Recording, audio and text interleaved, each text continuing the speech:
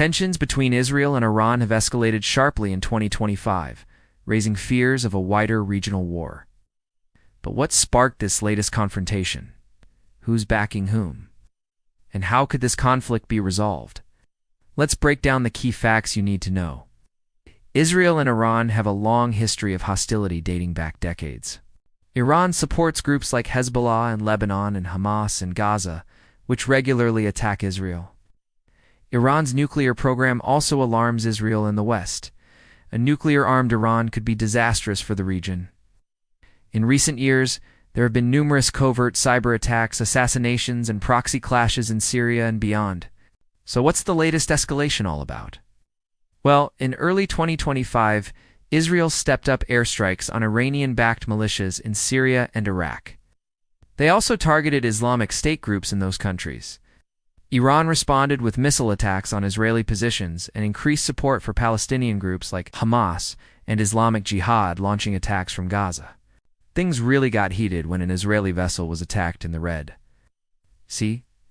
On March 26th, Israel blamed Iran-linked forces for that attack. Iran denied involvement but vowed revenge for an Israeli airstrike in Syria a few days earlier. So who's doing what? Well, Israel has carried out hundreds of airstrikes inside Syria since 2013 alone. They've also struck inside Iraq and recently in eastern Syria. Iran and its allies have responded with missiles, drones, and attacks on U.S. bases in Iraq and elsewhere. Israel believes anything less than a decisive response will only invite more attacks. Iran sees Israel's actions as a form of undeclared war and vows to defend its allies. Who's involved?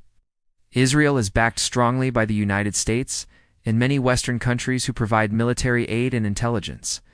Iran receives support from Russia, China, and regional allies like Syria, Hezbollah in Lebanon, and the Houthi rebels in Yemen.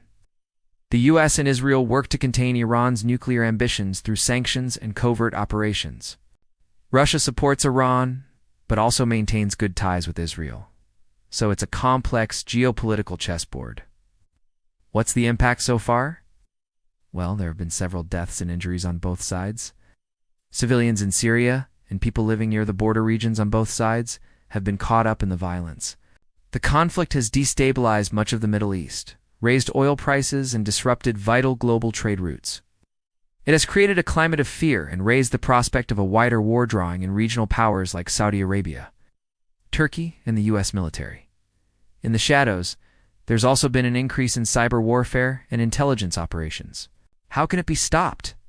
Well, diplomatic negotiations involving key regional and global powers are essential. Reviving or renegotiating the Iran nuclear deal, the JCPOA, could help reduce tensions. Confidence-building measures like ceasefires, prisoner exchanges, and a communication hotline between military commands could also help prevent misunderstandings. International mediation through the UN or a neutral country like Egypt could be useful. And reducing proxy conflicts in Syria, Lebanon, and Gaza through genuine peace talks is vital.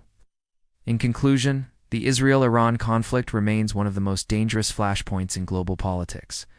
Resolving this crisis will require patience, dialogue, and international cooperation to prevent a devastating wider war in the Middle East and beyond.